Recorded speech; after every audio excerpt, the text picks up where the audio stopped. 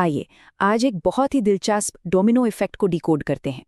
हम अक्सर सोचते हैं कि दुनिया भर में घूमने वाले विदेशी डॉलर का हमारे आसपास के छोटे व्यवसायों से क्या लेना देना है। लेकिन सच तो ये है कि किसी देश का फॉरेक्स रिजर्व सीधे सड़क किनारे चल रही एक फैक्ट्री के मुनाफे को तय करता है। ये सब आपस में कैसे जुड़ा है, चलिए समझते हैं।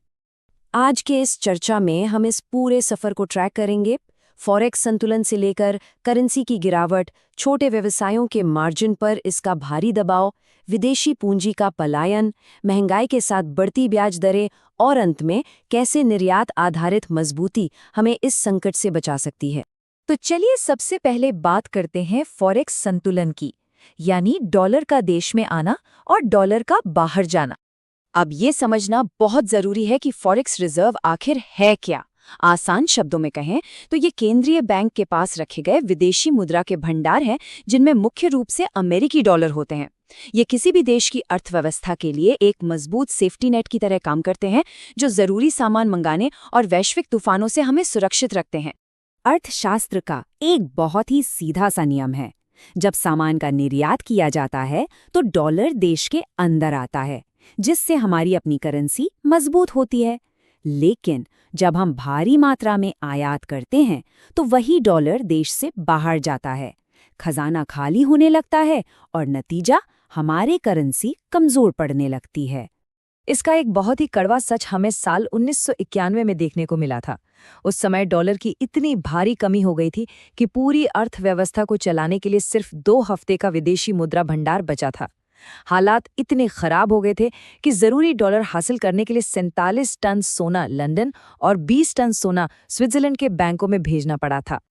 और यही वजह है कि डॉलर के बाहर जाने पर लगाम कसना इतना क्रिटिकल होता है। जरा इन आंकड़ों पर गौर कीजिए। कच्चे तेल के आयात पर 11.5 लाख करोड़ रुपए, सोने की खरीद पर 7 लाख करोड़ रुपए और विदेशी छुट्टियों पर 3 से 4 लाख करोड़ रुपए खर्च हो जाते हैं। ये एक बहुत बड़ा ड्रेन है, जिसे कंट्रोल करना अर्थव्यवस्था को स्थिर रखने के लिए बेहद जरूरी है। अब आते हैं दूसरे हिस्से पर, करेंसी की गिरावट और आयात लागत। यहीं से असली रिपल इफेक्ट यानी डोमिनो के गिरने की शुरुआत होती है। जब फॉरेक्स रिजर्व गिरता है तो स्थानीय करेंसी की वैल्यू भी धड़ाम से नीचे आती है। मान लीजिए अगर डॉलर के मुकाबले करेंसी 74 से गिरकर 95 पर आ गई, तो इसका सीधा मतलब है 28% का बड़ा डिप्रिसिएशन, यानी अचानक से एक ही डॉलर खरीदने की कीमत बहुत ज्यादा बढ़ गई। और इसका सीधा असर हमारे आसपास के व्यवसायों पर पड़ता है। सच कहूं तो ये 28% की गिरावट रातों रात एक छिपे हुए टैक्स की तरह काम करती है। जो भी व्यवसाय विदेशी कच्चे माल, सॉफ्टवेयर लाइसेंस या बाहर से आने वाली भारी मशीनरी पर निर्भर हैं, उनके लिए हर चीज की लागत एकदम से आसमान छूने लगती है।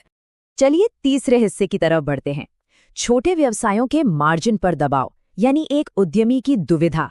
यहीं पर सारा खेल बैलेंस शीट पर दिखने लगता है। जरा इस बैलेंस शीट के गणित को समझिए। पहले जो विनिमय दर 74 रुपए थी, वो अब 95 रुपए हो गई है। इसका नतीजा क्या हुआ? सामान मंगाने की लागत अनुमान से 28% अधिक हो गई। जो प्रॉफिट मार्जिन पहले एकदम स्वस्थ था, वो अब बुरी तरह से सिकुड़ गया है। और सबसे बड़ी बात, व्यवसाय को उतनी ही इन्वेंट्री खरीदने के लिए अब पहले से कहीं बड़ा लोन लेना पड़ रहा है।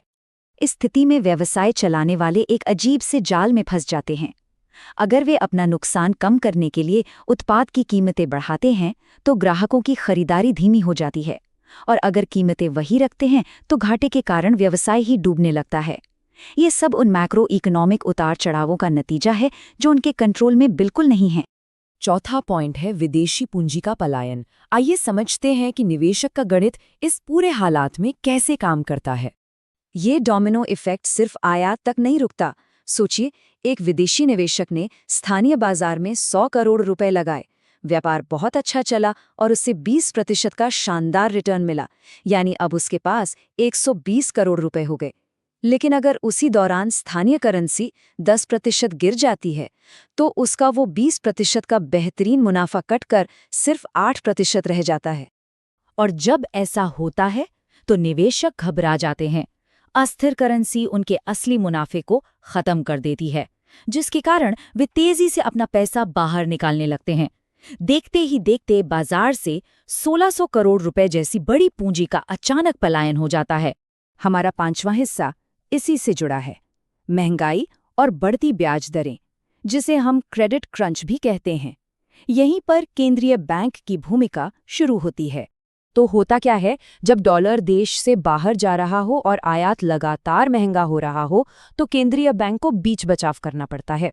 वो डॉलर खरीदने के लिए अपना रिजर्व खर्च करते हैं। महंगे आयात से पूरे देश में महंगाई बढ़ने लगती है। फिर इस महंगाई को काबू में करने के लिए केंद्रीय बैंक ब्याज दरें बढ़ा देता है और अंत में इसका पूरा बोझ स्थानीय व्यवसायों के लोन की किश्तों पर पड़ता है। ये किसी भी स्थानीय उद्यमी के लिए अंतिम प्रहार होता है। जो बिजनेस लोन पहले 12% पर मिलता था, वो अब 14% का हो जाता है। और यहाँ तक कि 8% का होम लोन भी उछलकर 9.5% हो जाता है। व्यवसाय को जिंदा रखने के लिए उधार लेना अचानक बहुत महंगा हो जाता है। ये कोई किताबी बात नहीं है। अगर हम हाल ही के इतिहास को देखें तो 2022 में श्रीलंका का रिजर्व $7 बिलियन के कर्ज के सामने महज $2 बिलियन रह गया था, जिससे वहां 70% की भयंकर महंगाई आई। वहीं दूसरी ओर बांग्लादेश का रिजर्व 48 बिलियन से 21 बिलियन डॉलर पर आ गिरा और 2023 में उनकी करेंसी 85 से 112 तक गिर गई। हालात इतने बिगड़े कि उन्हें IMF से बेलआउट लेना पड़ा। तो हमारा छठा और आखिरी हिस्सा है निर्यात आधारित मजबूती। सवाल ये है कि हम इस दुष्चक्र से खुद को कैसे बचाएं? समाधान बहुत ही स्पष्ट है। हमें आयात निर्भर खर्च की आदत से बाहर निकलकर निर्यात आधारित विकास मॉडल को अपनाना होगा। जब निर्यात बढ़ता है तो हमारी करेंसी स्थिर होती है, विदेशी निवेश बढ़ता है और सबसे अहम बात, हमें 14% के महंगे ऋण के बजाय 8% के सस्ते ऋण मिलने लगते हैं। इसका एक बहुत ही शानदार उदाहरण सिंगापुर है। सोचिए, उनके पास अपनी जमीन लगभग न के बराबर है, प्राकृतिक संसाधन शून्य है, लेकिन फिर भी सिर्फ एक वैश्विक व्यापार और निर्यात हब होने के नाते उनका फॉरेक्स रिजर्व $1.75 ट्रिलियन का है। ये अपने आप में अर्थव्यवस्था को मजबूत बनाने की एक गजब मिसाल है। एक विशाल रिजर्व का होना किसी भी देश को एक बड़ी आज़ादी देता है। वर्तमान में भारत का फॉरेक्स रिजर्व $700 बिलियन है, जो हमें 11 महीने का मजबूत रनवे प्रदान करता है। जब विदेशी रेटिंग एजेंसियां इतने बड़े भंडार को देखती हैं, तो वे हमारे बाजार को सुरक्षित मानती हैं, जिससे हमारे व्यवसायों के लिए सस्ते ऋण मिलना बहुत आसान हो जाता है। तो इस पूरे विश्लेषण के बाद हमें खुद से एक बहुत ही अहम सवाल पूछना चाहिए। कल के वैश्विक करेंसी उतार चढ़ाव से अपने प्रॉफिट मार्जिन को बचाने के लिए स्थानीय व्यवसाय आज ही निर्यात मानसिकता की ओर कैसे रुख कर सकते हैं? ये सोचने वाली बात है, क्योंकि इसी में आने वाले कल की सुरक्षा और सफलता दोनों छुपी हैं।